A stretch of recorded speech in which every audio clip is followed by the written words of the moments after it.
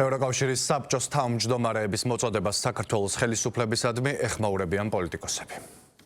არაფერი უცნაური ამ შეფასებებში არ არის.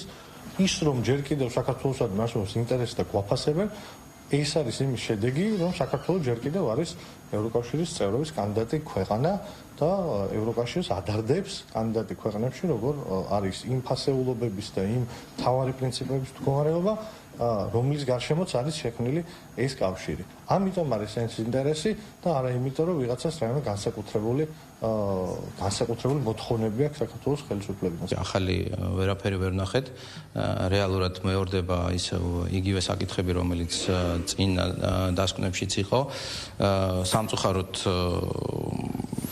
ამ დოკუმენტში სადაც არ ველოდით, მაგრამ ზოგადად მათი მხრიდან გვინდა უფრო მეტი დეტალი იმასთან დაკავშირებით თუ ვის გულისხმობენ ისინი, როდესაც საუბრობენ უკანონოდ დაკავებულ ადამიანებზე, ვის და რომელ, ასე ვთქვათ, კანონს გულისხმობენ ისინი, რომლებიც ადამიანის უფლებებს ზღუდავს თურმე და ასევე გვინდა მოვისმინოთ უფრო მეტი, ასე ვთქვათ, დეტალური მათი აზრი იმასთან დაკავშირებით თუ საქართველოს რუსეთს ეკონომიკურ სანქციებს თუ დაუწესებს, მაშინ რა ნაბიჯების გადადგმა შეუძლია ევროკავშირს იმისთვის, რომ ის ეკონომიკური, ასე ვთქვათ, ზიანი, რომელსაც საქართველოს მიადგება, აუნაზღაუროს. ბრიუსელში სხვაგვარად ფიქრობენ, განსხვავებით იმისაგან, როგორც ფიქრობს მაგალითად ევროპის საბჭო, რომელიც ყოველკვირეულად აქვეყნებს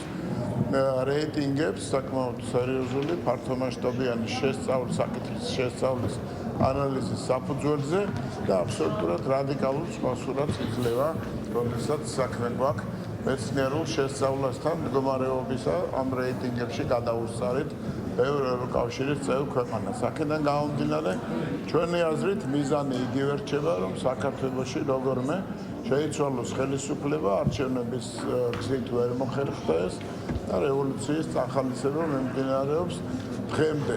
მათ შორის აი ამ დოკუმენტით, რომელიც ახლა გამოქვეყნდა.